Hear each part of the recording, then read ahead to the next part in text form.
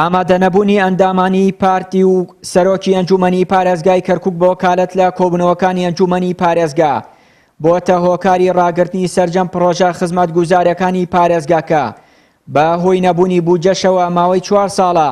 هیچ پرۆژەیەکی خزمەتگوزاری استراتیژ لە شارەکە ئەنجام نەدراوە. بەرپرسانی شارەکەش نیگەرانن لە بارودۆخەکەەوە ئاماژە بەوە دەکەن ئەگەر کەشە سیاسی و ئیدارەکانی کەرکووک چارەسەر نەکرێن ئەوە گرفتە خزمەتگوزاریەکان ڕوو لە زیادبوون دەکەن. خۆی ئەو میزانی کە بۆ کەرکووک هات 3-4 نوع میزانی هەبوو لە بیدایەتە خۆتەیەکە بوو خۆتەی استثماری وەزاری مالیە بوو ئەوەی تر نەما کە تەنمەی پەڕەپێدانی هەرێمەکان هات ئەوە نەما دوای کە پاری پەترۆدۆلار و موافقەی لەگەڵ هات هەم هیچ شتێ نەما تەنها ئەوەمە ئەوە بودجەیەکی زەبەلاح بوو پرۆژەیەکی زۆری پێکرا ئەو 2-3 ساڵی کە لە ساڵی 2011 و 2013 هات بەڵام هەر لە کۆتایی ساڵی 2013 تر ئەوەش نەما لەبەرەوە هەنێ پرۆژە هەبوو کە لەسەر میزانی 2013 بوون کە ئەم پارەیان وەستان ئەو پرۆژانە وەستا وەکو وەستا هەنێکی بە تەواوی وەستا کەم ئیشی لێکرا بوو بەڵام بەشێکی تری نزبەی ئینجازەکەی زۆر بوو هەنێ هەجار پارە هەتاوایان کردیان ئەو 10 ملیۆن دۆلاری کە لە هەرێمی کوردستانەوە هاتەوەش سوادەیەکی زۆری هەبوو پێیان تەواو کرد بەڵام ئێستا ئەوەش نەما ئەوەی کە تەواو بوو تەواو ئەوی مایە و هەرمایەوە لەبەرەوەی پارە نییە هیچ پارەیەک نییە ئێمە نزیکەی بۆ 5 ساڵە چێ بوو جەمان بۆ نهاتووە لەس کەم ساڵی 2010 دەگەڵێت چێم ساڵیش ئەوە بۆ مانگی 6 چین بۆ 7 چین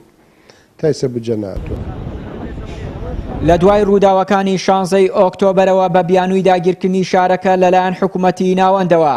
ئەندامانی پارتی و سەرۆکی ئەنجومەنی پارێزگا بە وەکالەت بایکۆتی دانیشتەکانی ئەنجومەنیان کردووە. هەرەمەش وای کردووە ئەنجومەن پەکی بکەوێت و پۆستی پارێزگاریش لەلایەن جێگری پارێزگارەوە بە وەکالەت بەڕێوە ببرێت. بەڕاستی من لەوە ئەم مەوزوعی تۆ بینمەوەکەوە ئەمە سیاسەتێکە حکوومەتی ناوەند لایەکەوە کە ئەوێ وەکو حالەتێکی تەوارێ حاکمێکی عسکەری لەگەڵ نایب مەحافز شکارەکان بەڕێوە تعتیلکردنی هەموو مؤسسات کراوە و ڕەبتی کراوە بە دەوایرەوە ینی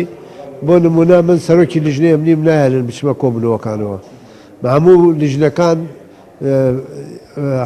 وەستاوە ڕاگیراوە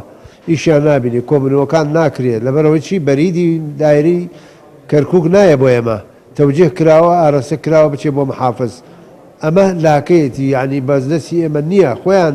هەتاوەکو هەڵبژاردن بە قسان بەڵام بەردەوامبوونی هەیە.